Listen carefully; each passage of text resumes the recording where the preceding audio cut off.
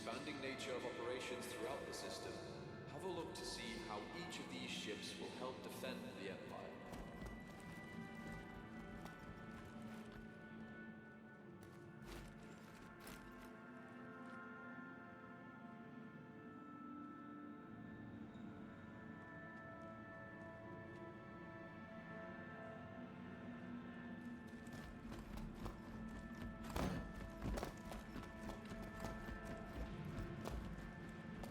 Welcome to the Invictus shipboard. All of the vehicles you see on display are this year's additions to the fleet. With the expanding nature of operations throughout the system, have a look to see how each of these ships will help defend the Empire. Aegis combat assist activated. Systems green.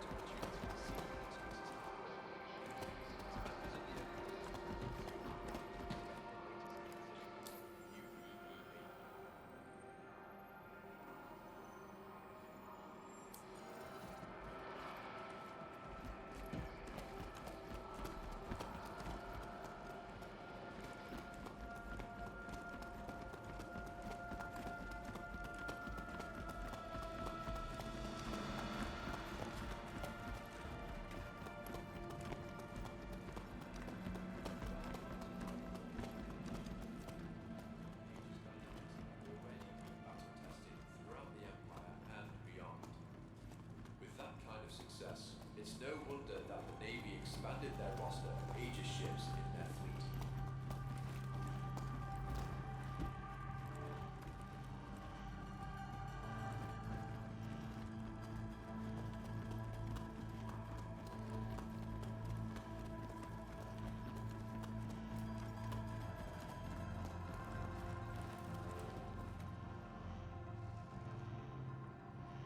Aegis Dynamics is committed to improving the pilot experience.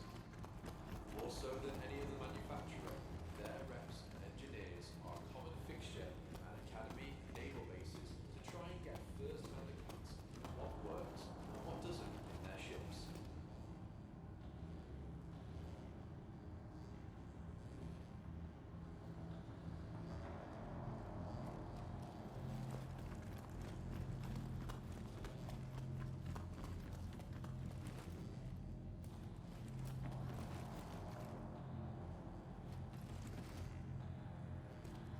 The UEE Navy is proud to welcome Aegis Dynamics back to Invictus launch week. Know they have created some of the most iconic and decorated naval ships in our history. Their past was draped in shadow for decades. We are thrilled to see that they have truly committed themselves to building a brighter future.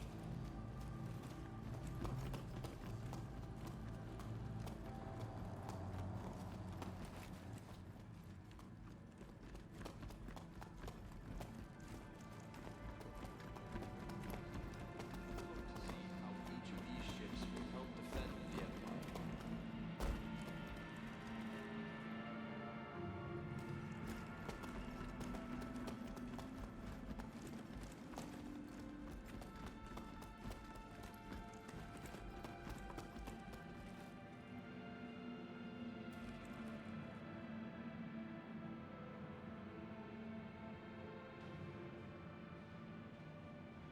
Welcome to the Invictus ship hall. All of the vehicles you see on display are this year's additions to the fleet. With the expanding nature of operations throughout the system, have a look to see how each of these ships will help defend the Empire.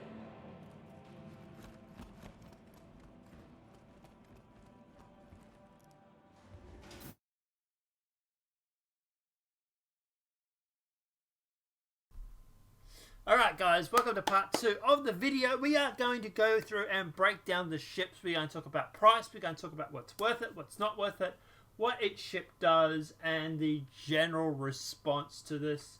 Obviously the guys are in Twitch. If you have any questions, feel free to smack that comment section. Apart from that, the guys in YouTube, obviously feel free to type in the comments, and obviously I'll tell you my advice. Now obviously keep in mind, it is just that. This is my advice. So, first things first is the War 1 special upgrade. Upgrade your ship to the Retaliator Bomber.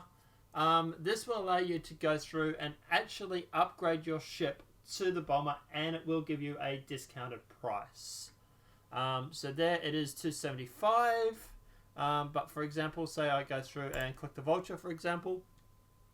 The difference is $125, and $140 and $125 is $265. You're saving $10. So there's the saving there. Apart from that, guys, obviously the Retaliator Bomber, what's my thoughts? It's not a bad ship. It will be useful for taking on capital ships. But if that's the reason why you're buying it, then probably want to go looking at something like, for example, the Ares or something like that. Apart from that, it is quite a good ship. It is a fun ship. You do need a crew with it, which is one of the downsides to it, but it does do a bit of damage. Avenger Stalker. They have the Avenger Titan and the Avenger Renegade. The Titan is probably the best ship out of that bunch, just because of the fact that it can do cargo, box missions, delivery missions, and it can also go through and do cargo missions as well. It's also not a bad little fighter. Do keep in mind it is small ship, fairly. So at the end of the day, you will obviously be able to have... You will be able to have some damage. It's not a glass cannon. But also do keep in mind that it's not going to be able to take a beating. So if you're going to go up against 3 to 5 ships, you might want to take something else. But one-on-one, she's formidable. The Stalker and the Renegade. The Renegade has better weapons, I presume. The Stalker, I think, is the one that has the prison cells. And then you have the Warlock over here, which is actually the one with the EMP. Personally, my pick is probably the Titan, or if you want a better version, you want something that's got more weapons, grab the Renegade, but do keep in mind you can just simply upgrade the Titan. So if you get that, obviously at a cheaper price, and then spend the money in game to obviously upgrade it. Right, the Eclipse for $300 is goddamn sexy, but probably overpriced for what it's worth. The Eclipse itself, look, don't get me wrong, it is an amazing ship. That torpedo on it is really going to make a mess of anybody's shields at the very least, but it's sort of it's a single-use ship. Yes, it will be okay for taking out corvettes and stuff like that, hammerheads and stuff, but it's a single-use ship, and it's $300. To be honest, save up, buy it in game. You're probably going to save yourself a little bit of cash, and it's probably a better option. The Gladius is a really good fighter. She's maneuverable, she's formidable. She can take on one or two of her enemies at once. It's also the ship that we'll be using when it gets to Squadron 42. So if you're good at flying the Aegis at the moment, or the Gladius at the moment, probably a good thing, because by the time Squadron 42 comes around, you're going to be able to be really proficient with that ship. Hammerhead is an amazing ship with a crew, but she's expensive, and I think it's overpriced for what it's worth as well. Don't get me wrong, I love the Hammerhead, I love flying it, I love shooting its guns and everything. It has a lot of weapons on it. It is a corvette, so it is a big ship. You do need a crew to fully run this thing, and you are going to be looking at a crew of anywhere from 3 as a bare minimum to 7 as a comfortable, we're going to equip this whole ship out. So yeah, to make it really efficient, you need 7 people. So it's definitely a multi-crew ship, but also I don't know if it's worth $725. Keep in mind these might be Australian prices too. The Aegis Retaliator Bomber. Once again, we've talked about that already. The Sabre. So the Aegis Sabre is actually a really fun ship to fly. You've seen me fly it around if you watch the streams. I fly it around, and if you start putting some decent weapons on that thing, it really does make everything messy. It is a really good ship to shoot and blow things up. So yeah, definitely worthwhile looking at it. If you got it, if you can get it, for $170, it's probably worth it. Just you want to go through, you want to update those weapons at least. The Comet, I don't know, I haven't played around with much. The Vanguard is definitely a good ship, probably worth the $290. You have the Hoplite, and you also have the Sentinel. Look, they're good ships. They really, really are. Especially the Sentinel, I want to say. I think it is. The one that has the EMP. That in itself is... It is really good for like the medium-sized ships. I've gone up against that thing a few times, and I've come off second best. So, yeah, definitely worthwhile. Alright, future flyable. The Nautilus...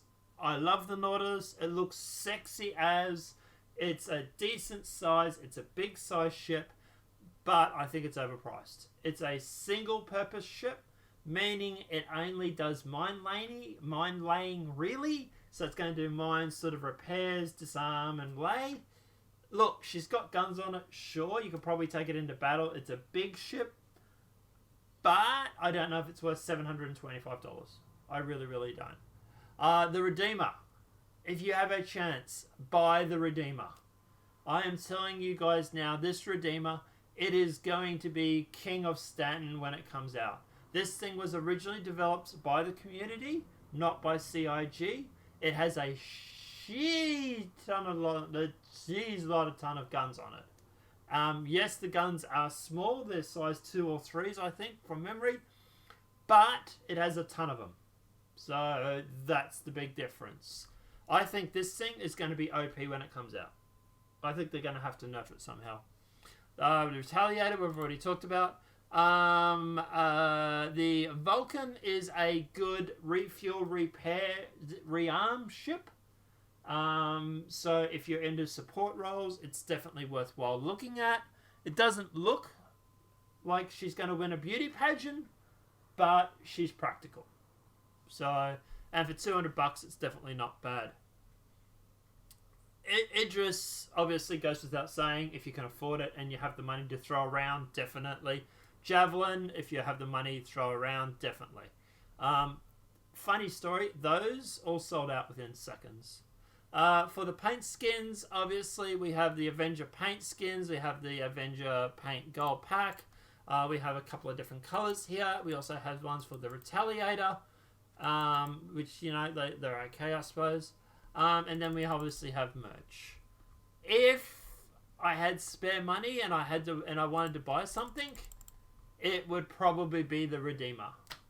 The Redeemer to me is the thing that everybody should be buying. If you have a spare $250, if you have it, grab it, because I'm telling you now, I have a very funny feeling in my gut that thing is going to be king. I'm really considering selling my arrow, melting my arrow and my Titan, and possibly grabbing the Redeemer.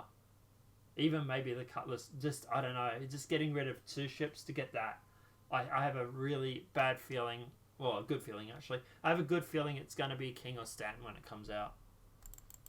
Apart from that, if I had any extra money, I'd probably think about the Sabre, or the Gladius, or definitely the Titan if you're after a smaller ship. Do keep in mind you do have this Retaliator Bomber upgrade special here, so that is obviously great. But apart from that, guys, let me know what your thoughts are in the comment section below. Personally, I like these ships. I really do like Aegis ships. I just wish that sometimes the rest of the game companies also had a wider range as like Aegis do. But hey, in time maybe they will. CIG, get making more ships. Apart from that, guys, let me know what your thoughts are in the comment section below. Personally, Aegis Day, you've already seen the video where I've showed off the ships and the holograms. Everything looks beautiful. Everything looks great. Now let's go blow up a Javelin. Yeah, I'm not joking about that. We're going to try and blow it up.